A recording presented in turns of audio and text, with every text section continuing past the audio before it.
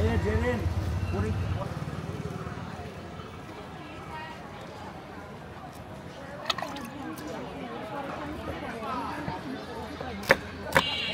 blog বানাচ্ছে ফেসবুকে এই শেষ হয়ে যায় দেখি মারা যায় তার বোন যায়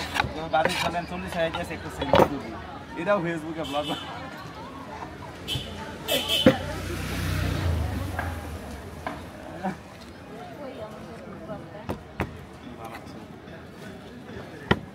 বুঝছেন ওই যে ওই দিন পরে সে আইসে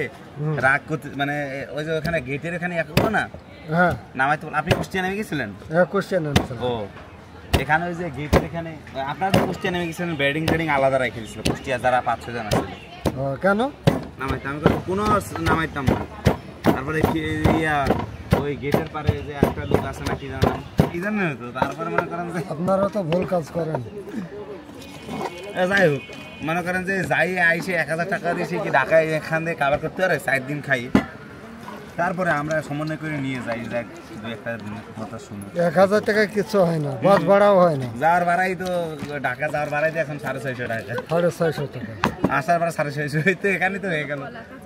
1300 টাকা